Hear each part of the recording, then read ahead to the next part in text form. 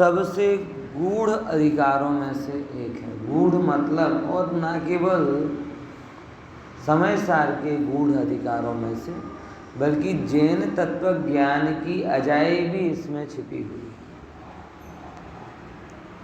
अनादि से जीव को बहुत भूल है, और उन भूलों में ये भूल है कि मैं क्रोध करता हूँ, मैं मान करता हूँ, मैं ये करता हूँ, मैं वो करता हूँ, और ये भूल किसी को भूल लगती नहीं। देखो, थोड़ा सा समझाओ तो ये समझ में आ जाता है कि क्रोध का कारण बाहर नहीं भीतर है।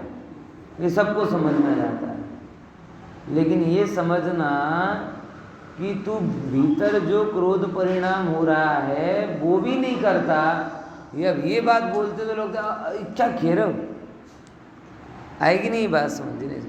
थोड़ा सा समझाओ तो ख्याल में जाता है। कैसे कि भाई दुकान मकान को लेकर क्रोध नहीं होता, स्त्री पुत्र आदि को लेकर क्रोध नहीं होता, अपनी भूल से होता है, ये समझ में जाता। बराबर। हार्मोन्स का परिवर्तन होता है, इसके कारण होता है, ये समझ में जाता। बराबर। ये सब चीज़ें ख्याल में आती हैं, लेकिन ये क्रोध हो ही नहीं रहा, और क्रोध के समय में भी मैं ज्ञाता हूँ, ये बात समझना बहुत भारी पड़ता है। अब मार्ग थोड़ा अलग है। जिस क्षण क्रोध हो रहा उस क्षण ज्ञान भी है। भगवान ने, कुंद आचार्य देव ने ये समझाया कि जहाँ क्रोधादि परिणाम हैं वहाँ ज्ञान भी है, तो ज्ञान में तन्मय हो जा, क्रोध आदि छूट जाएंगे। क्या बोला? क्या आप ये लाइन को थोड़ा गंभीरता से समझिए। जहाँ क्रोधादि परिणाम हैं वहाँ क्या है? ज्ञान भी है। तो ज्ञान में ज्ञानमयी मैं हूँ ऐसा जानकर ज्ञान स्वभाव में तन्मय हो जा, ज्ञान स्वभाव में जम जा। जैसे ही ज्ञान स्वभाव में जमेगा, क्रोध आदि छूट जाएंगे, और छूट जाएंगे और तुझे अपनी आत्मा की प्राप्ति हो जाएगी। अब समस्या उल्टी है कि हम राग में जमकर राग को छोड़ना चाहते हैं। हमने अशुभ के विरुद्ध में शुभ को रखा, अशुभ के विरुद्ध में शुभ को रखा, लेकिन अशुद्ध के विरुद्ध में शुद्ध को नहीं रखा। ये लाइन को समझो। पूरा लोगों का धर्म का उपाय, पूरा लोगों का धर्म का मार्ग किसके रूप में आया? अशुभ के काउंटर के रूप में शुभ को रख दिया। यही हम करते आ रहे हैं। गुस्सा आता है, अच्छा प्रेम भाव से रहो, बराबर। गृहस्थी में गुस्सा नहीं करना, तो हम क्या कहते हैं? भाई आपस में प्रेम भाव बढ़ाओ। अरे प्रेम बढ़ेगा तो गुस्सा है बिना रहेगा ही। ये राग पूर्वक द्वेष होता है। ये सिस्टम समझो है, बराबर। क्या नीरसता थी जीवन में, आकुलता थी, तो हमने अलग अलग प्रकार के द्वंद्व फंद वाले आयोजन कर लिए। उससे क्या हो गया? संडे सोशल गैदरिंग, ये न वो, ऐसे करके हमने उसके विरुद्ध में दूसरी चीज को रखा। मतलब मुद्दा कहने का ये है, संसार के विरुद्ध संसार, विभाव के विरुद्ध विभाव, बंध के विरुद्ध बंध रखकर संसार, विभाव और बंध से मुक्ति कैसे होगी? आएगी नहीं? ये बात समझ में भी आया? फिर से भूल ख्याल में आ रही है? क्या किया हमने? संसार के विरुद्ध संसार, विभाव के विरुद्ध विभाव, बंध के विरुद्ध बंध, उसी के पार्टी के रखे। मतलब जैसे नहीं होता कई जगह, कोई जगह का राजकारण सही नहीं चल रहा हो, पब्लिक में विद्रोह हो, तो क्या करता है उस पार्टी का, उसी पार्टी का कोई दूसरा नेता आके वहाँ पे बना देता है। बराबर। रूपाणी भाई बराबर काम नहीं कर रहे थे तो कौन आ गए? भोपा भाई आ गए। रूपा दादा गए तो भोपा दादा आ गए। मगर दोनों दादा हैं कहाँ के? एक एक। ऐसा होता है, ख्याल में आया कि एक एक को विरुद्ध दूसरा रखते हैं, लेकिन वो दोनों ही सजाती होते हैं। ये कर्ता कर्म अधिकार क्रांति कर रहा है। अब आप उसके हिस्सा बन पाओगे कि नहीं बन पाओगे, आपकी समस्या है, आपका पुरुषार्थ है। कर्ता कर्म अधिकार में कुंकुंद आचार्य देव ने क्रांति की, और वो ये कि क्रोध के विरुद्ध क्षमामयी सुपरिणाम नहीं रखा, क्रोध के विरुद्ध ज्ञायक भावमयी शुद्ध परिणाम रखा। सारा जगत क्रोध के अभाव को क्षमा से जोड़ता है। ख्याल में आया? अगर दूसरी भाषा में कहें तो रागादि के अभाव को रागादि से जोड़ता है, विभाव को विभाव से जोड़ता है, बंध के कार्य को पुनः दूसरे बंध के कारण से जोड़ता है। यहाँ कुंद आचार्य देव सर्वज्ञ भगवान की आज्ञा अनुसार, सर्वज्ञ भगवान की परंपरा अनुसार बंध, विभाव और अशुद्धता के विरुद्ध शुद्ध स्वभाव और मुक्ति का कारण ऐसा ज्ञायक भाव प्रतिष्ठापित कर। अमावस का विरोधी पूर्णिमा हो सकता है, अमावस की विरोधी पूर्णिमा हो सकती है, कृष्ण पक्ष की चतुर्दशी नहीं। ख्याल में आ रहा कि नहीं आ रहा? अंधकार का विरुद्ध प्रकाश हो सकता है। ऐसे ये भूल करते जा, और सारे जगत को यहाँ कोई गड़बड़ी नहीं लग रही, क्योंकि सबकी धर्म की समझ कितनी है? इतनी। दान पुण्य में धर्म पूरा हो जाता है। ये एक्चुअल में क्या हुआ पता है? और अगर थोड़ा दान पुण्य तो सब मानते हैं, जैन हो गए तो त्याग मान लेते, त्याग त्याग करो, त्याग करो, त्याग करो। एक्चुअल में क्या है पता है? जैन सब लोग कहते हैं कि जैन धर्म त्याग प्रदान धर्म है। किसका धर्म है? बराबर। हम लोग भी कहते हैं त्याग। अब दो चीज़ें होती हैं। जैसे ये बात बोलते हैं त्याग प्रदान धर्म है, जो त्याग करते हैं उनकी हम बाहें चढ़ जाती, और देखो अब मेरी बात आई, मतलब अब सीरियल में क्या हो रही है? मेरी एंट्री हो रही है, और दूसरे नहीं कर पाते, उनके माथे पे पसीना, बताओ हम तो कुछ करे नहीं पा रहे। एक अहंकार में पड़ा है, दूसरा जैन धर्म त्याग प्रधान है। ये अजैनों ने जैन को टेम्पलेट दिया। क्या बोला? ये अजैनों ने जैन को पकड़ा दिया, ये लाइन कि तुम लोग बड़े त्याग वाले हो, और हम लोगों ने पार्सल गेम के रूप में उस पार्सल को पकड़ लिया। तुम्हारे लिए था ही नहीं पार्सल। जैन धर्म में गलत बात कह रहा हूं, जैन धर्म में त्याग प्रदान है ही।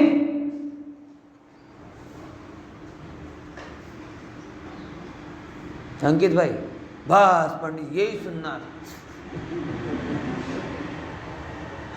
यही सुनना था, कब से इसी की तो राह देख रहे थे। हम तो टेंशन में ही थे ना, मंदिर इसीलिए नहीं आते थे कि अभी जाओगे रात को खाना छोड़ो, चिंता मत करो। अब आपने बोल दिया, अब चिंता नहीं है, अब खाएंगे पिएंगे मौज करेंगे। हाँ, कभी कभी आपको भी सुन लेंगे। हाँ, लेकिन सुनकर भी कुछ छोड़ेंगे नहीं, क्योंकि आपने बोला है। जैन धर्म क्या नहीं है? अरे भाई गंभीरता से समझ। जैन धर्म त्याग प्रदान इसलिए नहीं है क्योंकि अपनी वस्तु को छोड़ा नहीं जाता और पर की वस्तु को ग्रहण किया नहीं जाता, और ऐसी वस्तु व्यवस्था जहां बताई जाती है वो जैन धर्म है। क्या बोला? समझ में आ रहा है? जैन धर्म त्याग प्रधान है नहीं है। क्यों? क्योंकि अपनी वस्तु को छोड़ सकते नहीं, तो छोड़ने रूप त्याग होता नहीं। पर की वस्तु को ग्रहण कर सकते नहीं, तो ग्रहण करने रूप जो ग्रहण पूर्वक त्याग होता है, तो ग्रहण ही नहीं होता तो त्याग कहाँ से? और जिन्हें हम बोलते हैं क्या, छोड़ दिया छोड़ दिया छोड़ दिया, ओ पहले ये तो नक्की कर पकड़ा कब था। मुझे जब भी याद आते हैं मतलब वो पंक्ति याद आती है, कोड़ी 18 घोड़े छोड़ नहीं, हाँ कोड़ी 18 घोड़े छोड़े 84 लाख हाथी। चक्रवर्ती ने क्या क्या छोड़ दिया, 18 करोड़ घोड़े छोड़ दिए, 84 लाख हाथी छोड़ दिए, 96,000 स्त्रियां छोड़ दी, 6 खंड का वैभव छोड़ दिया। कहाँ छोड़ा?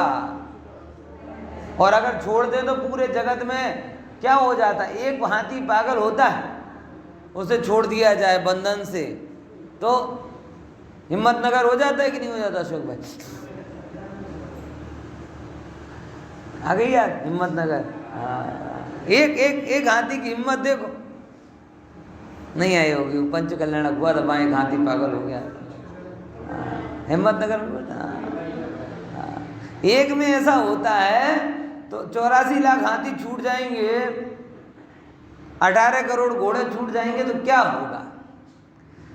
नहीं, अलग बात है। फिर भी बाहर के अजैनियों ने जैनियों को ये बोला कि तुम सब बहुत छोड़ने वाले, त्याग प्रदान वाले हो, और हमने ये पकड़ लिया। सब लोग बोल रहे हैं, मान कर रहे हैं त्यागी त्यागी त्यागी, तो हमने पकड़ लिया। जैन धर्म में त्याग है ही नहीं,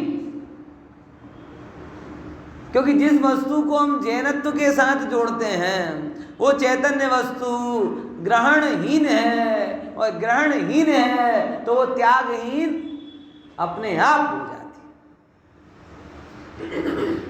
आई कि नहीं आई समझ? यहाँ ये समझो प्रभु, ग्रहण का भाव भी राग भाव, त्याग का भाव भी राग भाव, और उनसे भिन्न में एक चैतन्य भाव। बोले नहीं नहीं पंडित जी ठीक है, हाथी घोड़े नहीं छोड़ते, चलो मान लिया रात का भोजन नहीं छोड़ते मतलब वो फिर बताएगा, सब अपेक्षाएं बताएगा। हाँ व्यवहार से निश्चय से नहीं छोड़ते, व्यवहार से छोड़ते, न ऐसे करते न वैसे करते, 1000 बातें करते, लेकिन मिथ्या दर्शन तो छोड़ना पड़ेगा ना, नहीं छोड़ना, रखना। अज्ञान तो छोड़ना है कि नहीं छोड़ना? हाँ बोला तो ये तो छोड़े कि नहीं छोड़े अंकित भाई? ये भी नहीं छोड़े। अरे प्रभु, जो आत्मा को अनंत शक्तियों से भरा पूरा मानता है, जो चैतन्य तत्व को त्यागोपादान शून्यत्व शक्ति का धनी मानता है, वो जीव चैतन्य स्वभाव का जब अनुभव कर लेता है, वो ही मिथ्या दर्शन का छोड़ना है।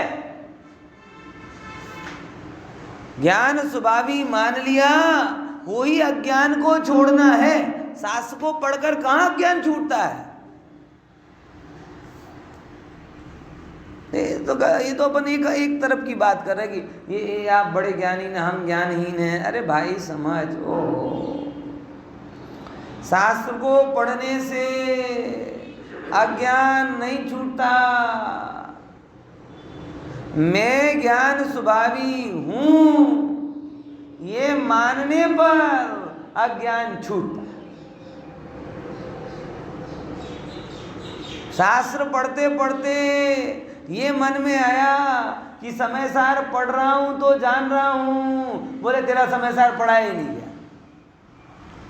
पढ़ा ही नहीं समय सार। समय सार को मैं पढ़ा रहा हूं तो ये लोग जान रहे हैं, तू पढ़ा नहीं रहा, पहले खुद पढ़ कर आ। समय सार पढ़ने पढ़ाकर ज्ञान होता, ये व्यवहार में व्यवहार है। ओ प्रभु, ज्ञायक से ज्ञान होता, ये परमार्थ। ये अक्षर कहाँ ज्ञान में आएंगे ज्ञान, ये वचन कहाँ ज्ञान में आएंगे? आत्मा, और इसमें जगह कहाँ है? कोई जगह है आत्मा के अंदर? अज्ञानता जहाँ भरा पड़ा हुआ हो तो उसकी दिवाली पे सफाई करके निकालें, फिर ज्ञान भरें। विकार जहाँ पड़े हुए हैं उसकी धुलाई करें, फिर श्रृंगार करें।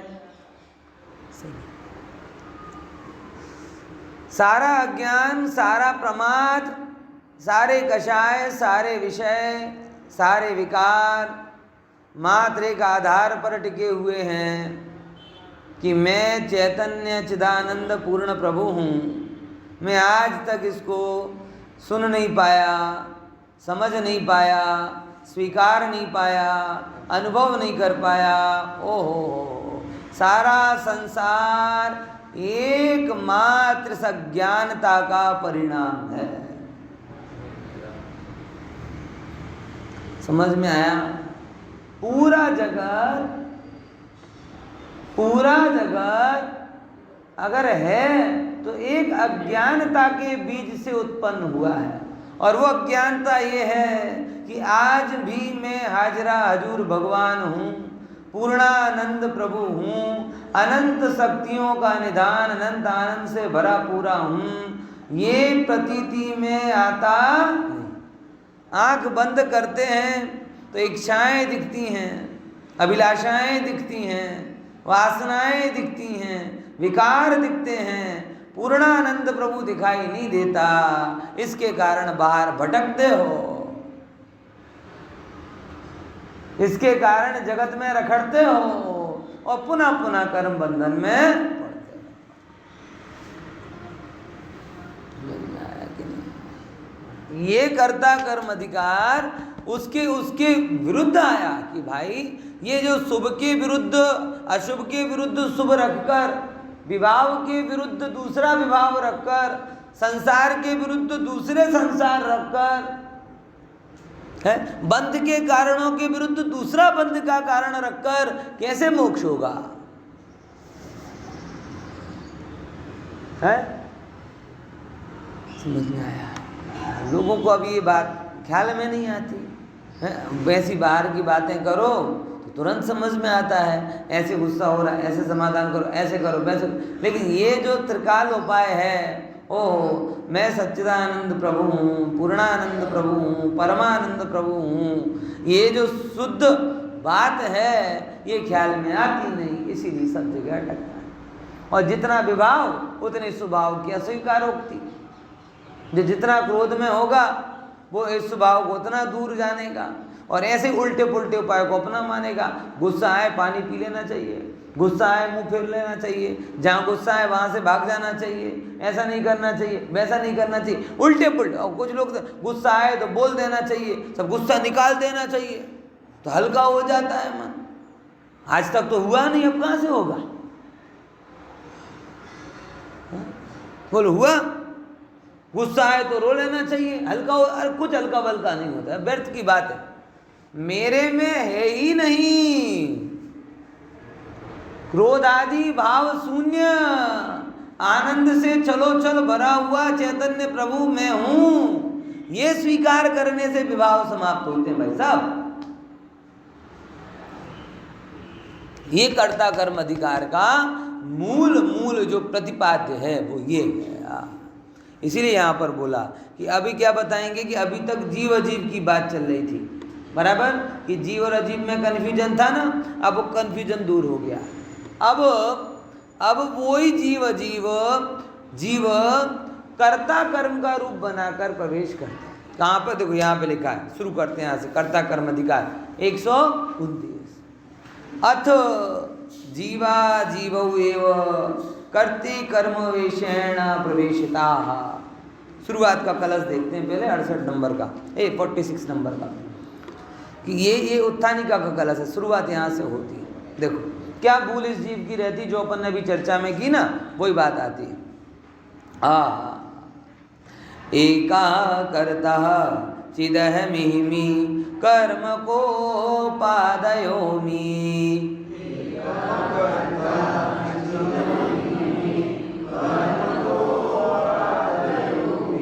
इत्यज्ञानं समयदभितः कर्ति कर्म प्रवृत्तिम्।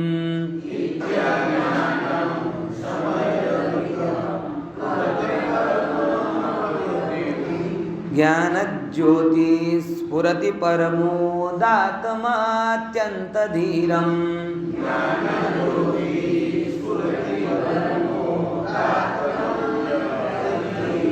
साक्षान् कुर्वन् निरुपधि पृथक् द्रव्य निर्भासि विश्वम्।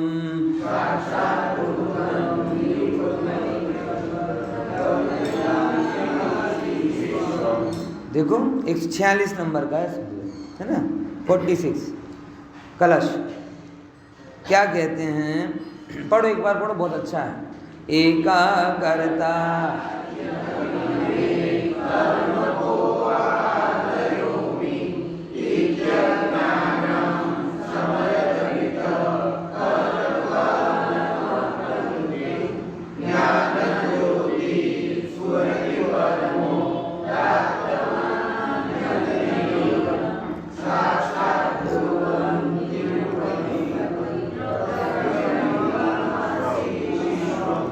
मिला ना सभी को, 129 पेज नंबर पर।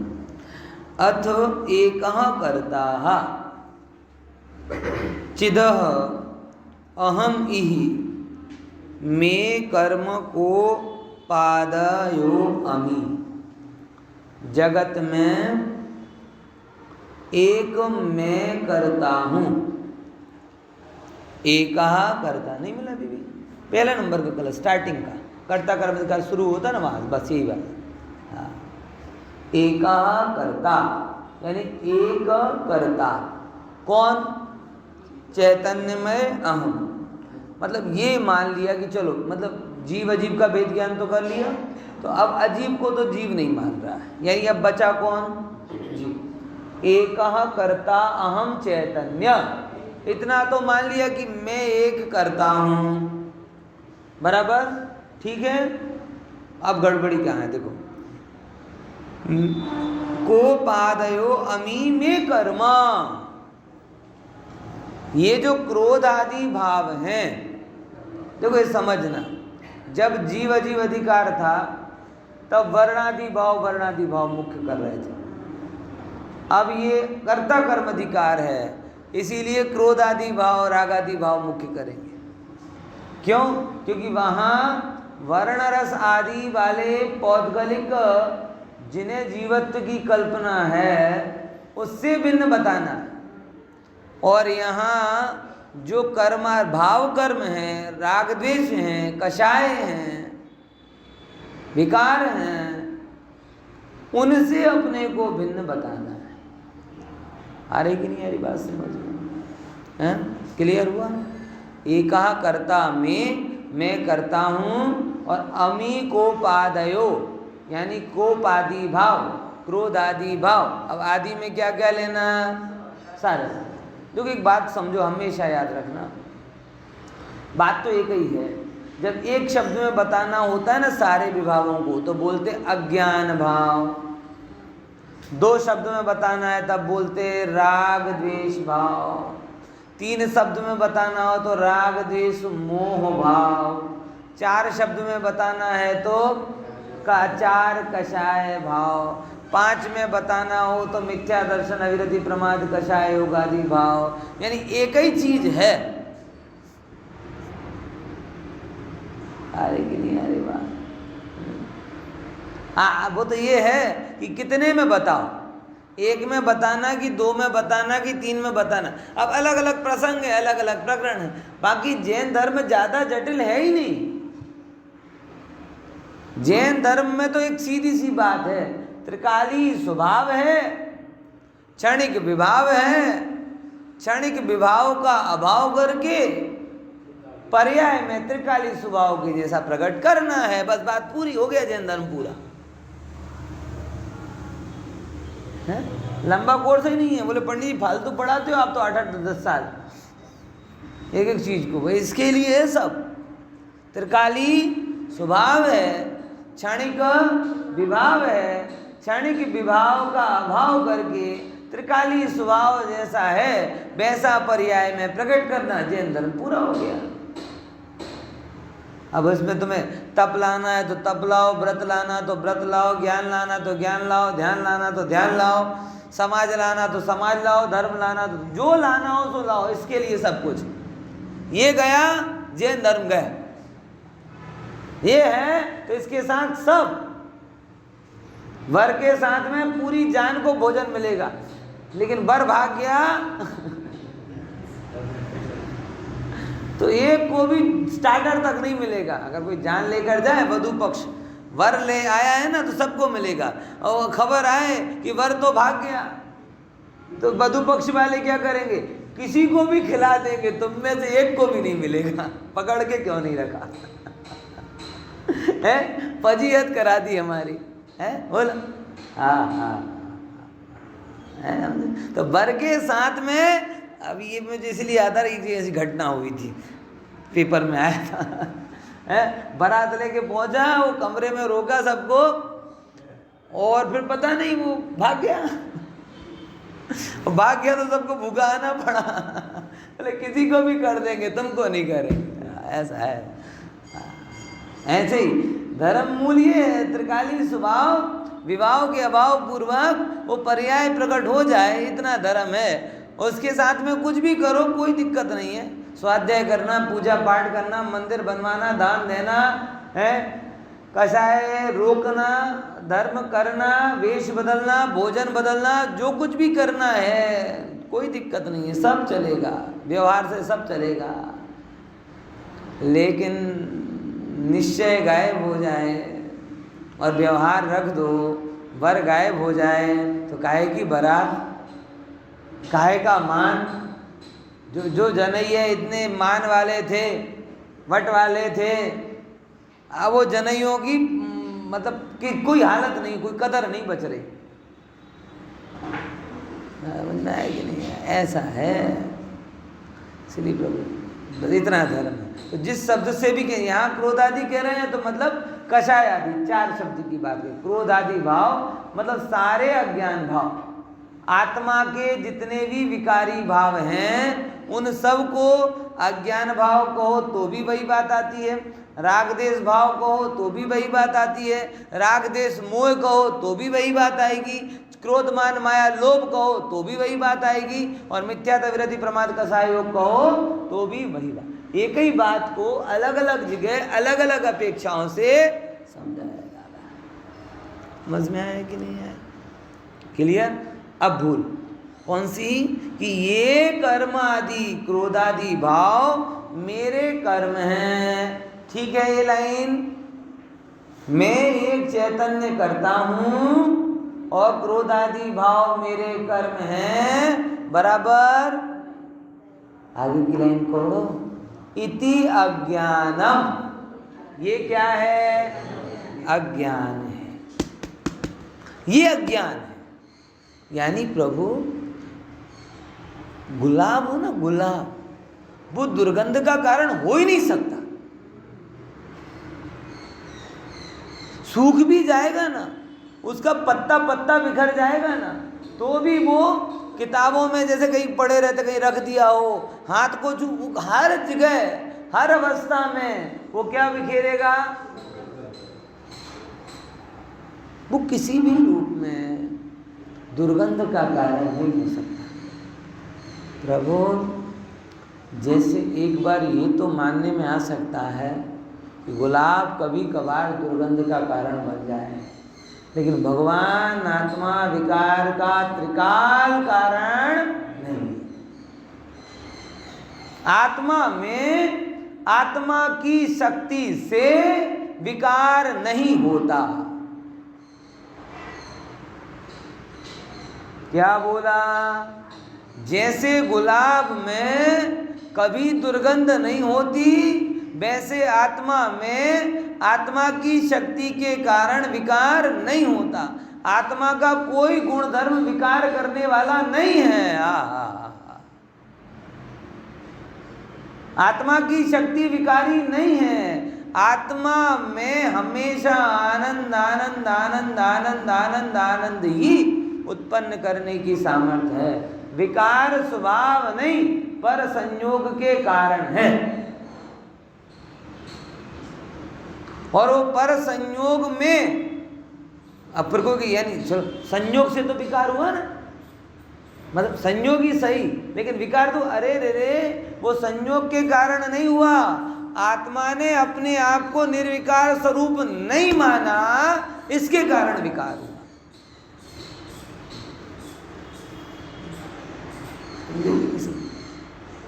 जैसे राजा अगर भीख मांगे तो ऐसे तो सामान्य बनता नहीं कि राजा भीख मांगे, लेकिन राजा भीख मांगता हुआ कहीं दिख जाए, जैसे कई बार अखबार में आता है ना करोड़पति भिखारी, कई बार स्कैंडल आते हैं।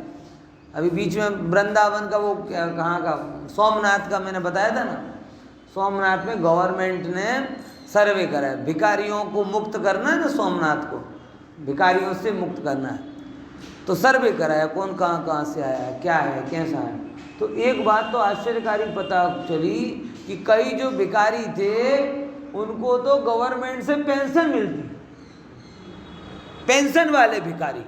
करोड़पति भिखारी का भी मैंने पढ़ा था, लेकिन लेटेस्ट में कौन सा भिखारी आया, पेंशन वाला भिखारी। बोले फुल टाइम तो पेंशन है, रिटायरमेंट में भी 2-2 जॉब, एक तो पेंशन वाली जॉब और दूसरे नंबर पार्ट टाइम जॉब भिखारी। और ये तो सबसे सरल job, same script, same acting, same काम है। बोलो स्क्रिप्ट भी नहीं चाहिए, कौशल भी नहीं चाहिए, और जितने टाइम जाना हो जाओ, जितने टाइम नहीं जाना हो जाओ, नहीं जाओ, कोई बॉस नहीं, कोई जॉब प्रोफाइल नहीं। समझ में आया कि नहीं आया? ऐसे तो आप समझना, जैसे कोई धनवान भीख मांगता नहीं, बराबर, जैसे कोई धनवान भीख मांगता नहीं, फिर भी कोई धनवान भीख मांगते हुए दिखाई दे तो इसमें धन की कमी का कारण नहीं है, बल्कि वैसा मैं हूं ऐसी स्वीकारोक्ति का अभाव है। बैठे बैठे क्या करें, चलो भीख ही मांग लें, बोर हो जाते हैं, पेंशन तो एक दिन में आती है, माँ की क्या करें, ऐसा है। तो जैसे धनवान भीख नहीं मांगता, ऐसे भगवान भोगों की भीख नहीं मांगते।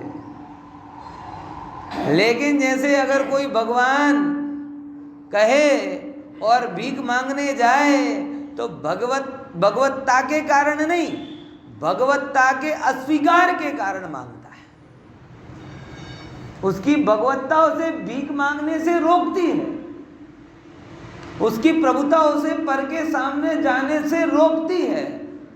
लेकिन वो उस प्रभुता को, उस भगवत्ता को स्वीकार ही ना करे तो किसी के भी सामने चला जाए।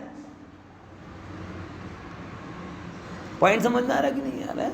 बोलो आई कि नहीं बात कर। भगवत्ता ने उसको भीख मांगने के लिए बाध्य किया कि भगवत्ता के अस्वीकार ने भीख मांगने के लिए बाध्य किया।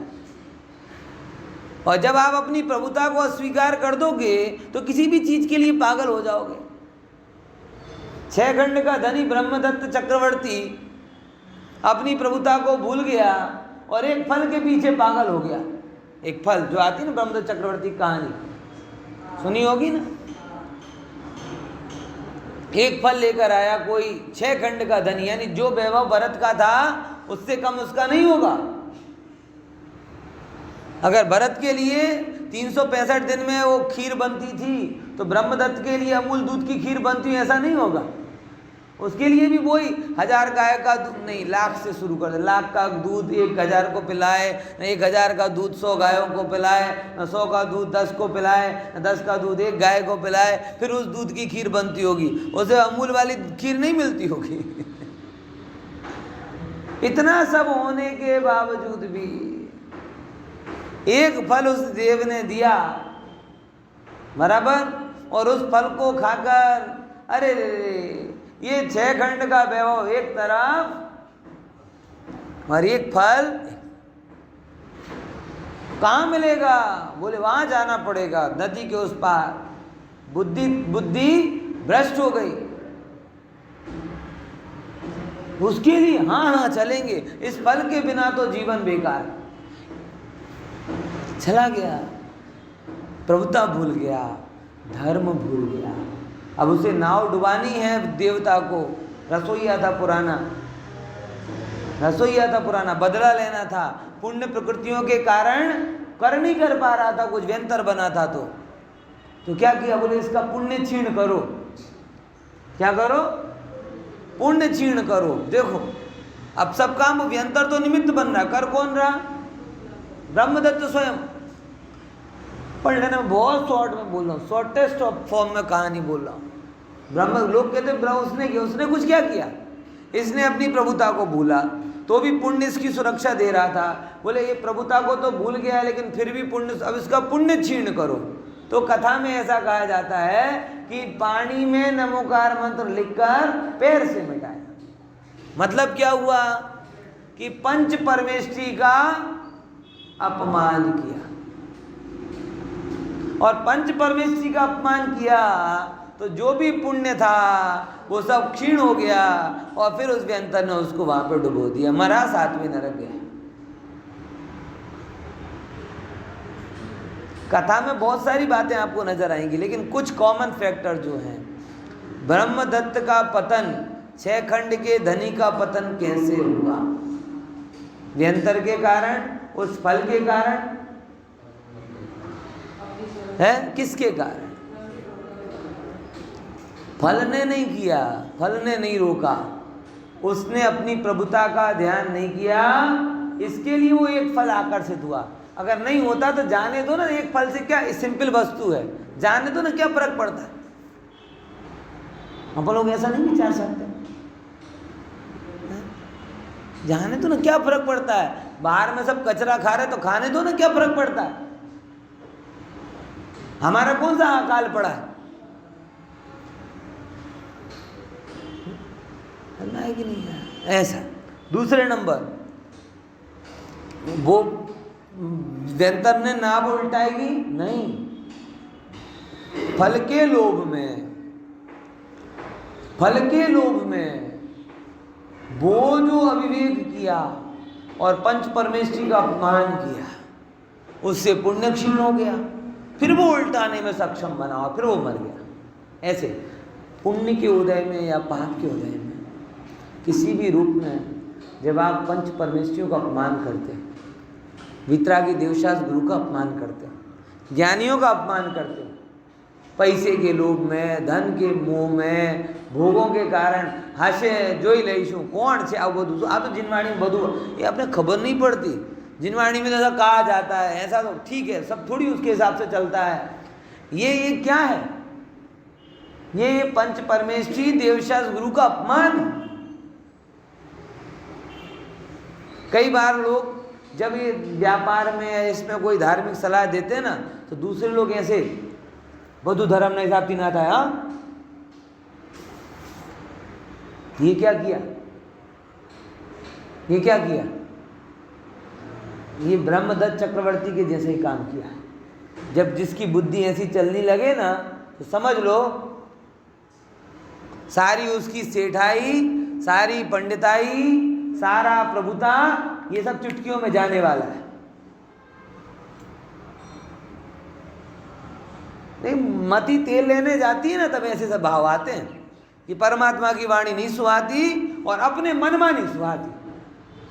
यही हो रहा है ना, जगत को कर्ता मान के सोच रहा है, मैंने किया, मैं बहुत होशियार, परमात्मा कौन, जिनवाणी कौन, मैंने मेरे बुद्धि से धन कमाया है। अरे मूर्ख, जो तुझे धन मिला, तन मिला, जीवन मिला, इसमें तेरा कोई रोल नहीं है।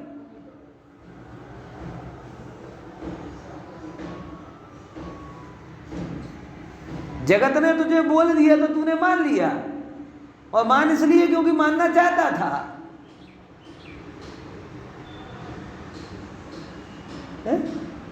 मानना आया कि नहीं आया? प्रभु विचारो, वो ये होता है। तो जीव जब अपनी प्रभुता को भूलता है तब भोगों का दास बनता है, बराबर। और अविवेकी होता है तो पाप को आमंत्रित करता है, बराबर। भोगों का दास बनकर आत्मा को संकट में डालता है और पाप आदि करके पूरे जीवन को संकट में डालता है। और फिर यही मोही जीव भगवान के सामने रिक्वेस्ट जा जाके करता है कि भगवान मोह छुड़ा दो, पाप को उदय टाल दो, ऐसा कर दो, वैसा कर दो। भगवान क्या करें? है? क्या करें? 2 लाइन मैंने बोली, फिर से समझ लेना बहुत अच्छे से। क्या? कि अपनी प्रभुता को भूल करके भोगों का दास बनता है,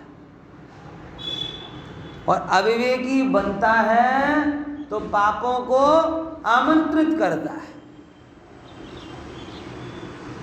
भोगों का दास बनके अपनी आत्मा को संकट में डालता है और पापों को बढ़ा बढ़ा के इस जीवन में संकट में डालता है। और जब दोनों ही चीजें अपने पीक पर पहुंच जाती हैं, दोनों एक साथ पहुंचती हैं कई बार, मेरी बात को बहुत ध्यान से समझ लेना भैया। आज अगर बुद्धि ठिकाने है तो ख्याल में आ जाएगी, कल के दिन बुद्धि ठिकाने नहीं होगी तो ख्याल में भी नहीं आएगी। दोनों चीजें एक साथ पीक पर पहुंचती हैं। एक तरफ मोह पीक पर पहुंच गया, दूसरी तरफ पाप का उदय पीक पर पहुंच गया। मोह के कारण शरीर में, पैसा में, परिवार में ये भाव पड़ा, और पाप के उदय में वो सब बगावत कर रहे हैं। धन नहीं आ रहा, निर्धन हो गया, शरीर में रोग हो गया, रोम रोम रोग से भर गया, परिवार में कोई सुन ही नहीं रहा, समाज में कोई देख नहीं रहा। क्यों हुआ ये सब? एकाध कंट्रोल में होता तो भी काम चल जाता। काम तो ऐसे नहीं चलता, लेकिन फिर भी जगत में वो केस बिगड़ता नहीं। हालांकि सम्यक दर्शन के बिना छुटकारा है नहीं, लेकिन फिर भी जैसा अपना जीवन चलता है ना, ये कई बार हम जगत में देखते हैं जो दया के पात्र हो जाते हैं, वो कौन से जीव होते हैं? एक तो तीव्र मोह का उदय और तीव्र पाप का। वो जीव क्या हो जाते हैं? आत्म कल्याण के योग्य तो बचते ही नहीं, दया के पात्र हो जाते हैं। दया के पात्र तो हम भी हैं, लेकिन दोनों में एक आध कोई कंट्रोल है ना, तो वो दरिद्रता दिख नहीं रही है, ढक रही है। ये अच्छी लाइन है, क्या बोले? दया के पात्र तो हम भी हैं, लेकिन क्या है, पुण्य का उदय रहता है तो अंदर की दरिद्रता नहीं दिखती, बराबर। और अंदर का अगर ज्ञान मोह के उदय हो तो बाहर की दरिद्रता नहीं दिखती, बराबर। तो दया का पात्र नहीं बनता। लेकिन दया का पात्र कौन जीव बन जाता है? भोगों के कारण अपनी प्रभुता को भूला, मोह तीव्र बांधा, और तीव्र मोह के कारण क्या हो गया? इतना ज्यादा सबसे जुड़ाव, एक के बिना चले नहीं और एक अपने अनुसार हो नहीं। इससे बड़ी भयंकर हालत क्या होगी? जीव कैसे हो जाते पता है? इतने ज्यादा नैरो हो जाते हैं, एक चीज के बिना चले नहीं और एक चीज भी उनके अनुसार चलती नहीं। देखा नहीं ऐसा जगत में? कितनी कुंठा उनके अंदर में होती होगी। पूरी दुनिया को चलाने का भार माथे पे रखे हैं और उनके पैर ही उनके हिसाब से नहीं चलते। ये तीव्र मोह प्लस तीव्र पाप केस ऐसा बिगड़ता है कि पूरा जीवन कुंठा में जाता है। अधीरता, आकुलता, हर जगह समस्या, कंप्लेंट बॉक्स, हर जगह कंप्लेंट, हर जगह प्रॉब्लम, हर चीज में झगड़ा, हर चीज में विसंवाद। ओ हो। तीव्र मोह और तीव्र पाप के उदय में ऐसे ही होता है, बराबर। ये कब हुआ? ऐसे। इसलिए जब ये परिस्थिति थोड़ी कंट्रोल में है ना, तब क्या करो? अपनी प्रभुता का स्मरण करके भोगों के आकर्षण को छोड़ो और विवेक पूर्वक सहज जीवन जियो। पवित्रता पूर्वक जीवन जियोगे तो पुण्य अपने आप होगा। पुण्य कोई चेहरा देख के तो होता नहीं, और पुण्य की इच्छा से भी पुण्य होता नहीं है? पेड़ के नीचे खड़े होगे, इच्छा हो चाहे ना हो छांव मिलेगी। फूल के बाजू से गुजरोगे, इच्छा हो या ना हो सुगंध। नदी के बाजू से गुजरोगे, इच्छा हो या ना हो शीतलता। ऐसे धर्ममय जीवन जियोगे, इच्छा हो या ना हो अनुकूलता मिलेगी।